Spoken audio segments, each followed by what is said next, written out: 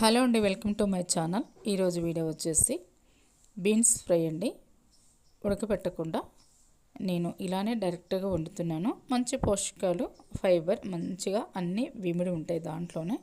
ఒకసారి ఇలా ట్రై చేయండి. నా స్టైల్లో నేను ఫ్రై చేస్తున్నా, చాలా టేస్టీగా ఉంటుంది.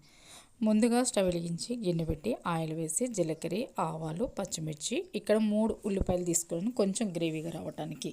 ఉల్లిపాయలు సన్నగా తరిగిన ఉల్లిపాయలు ఇలా వేసేసి కొంచెం కలర్ చేంజ్ అవ్వాలి. ఇప్పటికిప్పుడు నూరిన అల్లం వేసేసి మొత్తం ఇలా కలుపుకోవాలి. కొద్దిగా వేయాలండి, అల్లం ఎక్కువ కూడా వేయద్దు.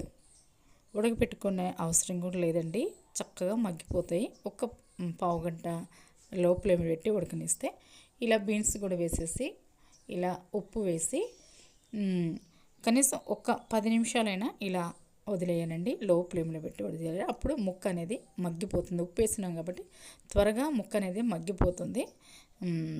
పెద్ద టైం ఏం పట్టదండి, చాలా ఈజీ. కూర కూడా చాలా టేస్టీగా ఉంటుంది ఇలా వండితే.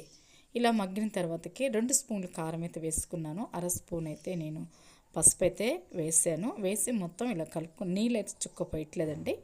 నీళ్ళు పోయకుండానే కర్రీ నేను చేశాను. ఫ్రై చాలా బాగుంది, చాలా చాలా టేస్టీగా ఉందన్నమాట. ఒకసారి మీరు ఇలా ట్రై చేయండి. ఇక్కడ జీలకర్ర పొడి, ధనియాల పొడి 2 వేసాను. వేసి మొత్తం కలుపుకొని ఇలా లో ఫ్లేమ్లో ఒక 5 నిమిషాలు ఉడకనిచ్చేస్తే సరిపోతుంది. చూడండి ఎంత బాగా ఉడికిద్దో. ముక్క చక్కగా మెత్తగాను చాలా టేస్టీగా ఉందన్నమాట. ఇలా ఒకసారి ట్రై చేయండి. నా స్టైల్లో నేను చేశాను ఈ ఫ్రై, చాలా చాలా టేస్టీగా ఉందండి. మంచి పోషకాలు అన్నీ విమిడి ఉండేది దీంట్లో.